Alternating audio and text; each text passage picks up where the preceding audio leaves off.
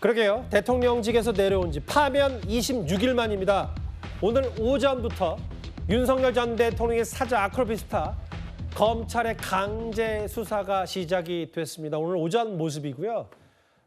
몇몇 수사관들이 바로 밖에는 뭐 소수이긴 합니다만 윤 전 대통령 지지자들이 이 압수수색이 부당하다는 집회까지 열긴 했는데 오늘 오전 상황 저렇게 검찰의 검은색 승합차의 모습도 보였습니다.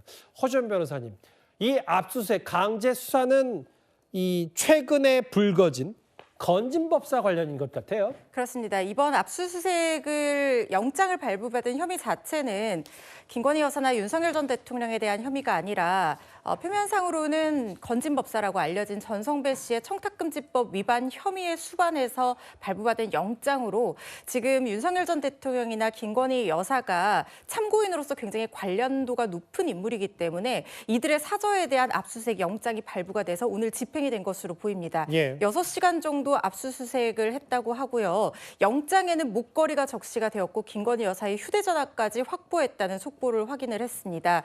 그런데 여기에서 그치는 것이 아니라 사실상 검찰이 겨누고 있는 것은 윤석열 전 대통령 부부라는 생각이 드는 것이요. 일단 지금 청탁금지법으로는 이걸 설령 목걸이라든가 명품백이라든가 그 외 금품을 김건희 여사가 받았다고 하더라도 받는 행위 자체는 금지를 하고 있으나 이걸 가지고 배우자를 처벌할 수 있는 조항은 없습니다. 그렇지만 만약에 뇌물에 공할 목적이라는 것을 알고 수수했다라고 하면 이게 실제로 윤석열 전 대통령에게 전달되지 않았다고 하더라도 김건희 여사는 증례물 전달죄의 피의자가 될 가능성이 있습니다. 설령 만약에 이게 전달이 됐다라고 하면 윤석열 전 대통령 부부가 모두 뇌물죄의 공동 정범으로서 처벌받을 가능성도 있거든요. 왜냐하면 우리 대법원에서는 비공무원이 뇌물을 받았다라고 하더라도 그것이 공무원과 사실상 공동 가공의 의사를 가지고 한 몸으로서 행위하면서 암묵적인 어떤 의사의 공동 아래에 뇌물을 받았다라고 하면 비공무원이 받았다라고 하더라도 실질적으로 공무원이 직접 받은 것과 동일하게 평가해서 뇌물죄 공동전범으로 판단한다는 판례가 있습니다.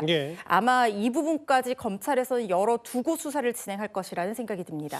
그런데 장혜주 변호사님, 그러니까 아까 허준 변호사 말씀하셨듯이 영장에 목걸이가 적시됐다. 이 부분은 조금 더 저희가 확인이 필요한 부분이니까 좀 보수적으로 접근해서 좀 더 지켜보기로 하고 영장 내용은. 이제 오늘 보니까 다만 이런 건 있습니다. 이제 목걸이 고가 가방에 대한 수사. 근데 오늘 보면 김건희 여사에 대한 그 코바나 컨텐츠 사무실도 압수수색 대상이고, 그럼 이제 건진법사 관련된 이 청탁금지법 의혹뿐만 아니라 사실은 전직 대통령의 집을 강제 수사한다는 게 사실 보통 일은 아니기 때문에 앞으로 또 다른 수사로 혹은 뭐 여러 오늘 김계리 변호사도 여러 이거 영장 자체에 대한 적절하지 못한 부분도 얘기했지만 또 다른 수사까지 강제 수사로 확대될 가능성도 있는 거예요? 그렇죠. 일단은 지금 단계에서는 건진법사의 청탁금지법 위반 사건과 관련해서 압수수색이 들어온 것이고, 그러니까 건진법사가 전 통일교회 고위 관부로부터 뭐 목걸이라든지 뭐 명품 가방이라든지 이런 부분을 대신 전달받은 것 아니냐 이런 의혹을 받고 있기 때문에 혹시라도 그런 목걸이가 지금 뭐 사저에 보관된 것은 아닌가라는 의심으로 지금 압수수색이 된 것으로도 볼 수 있거든요.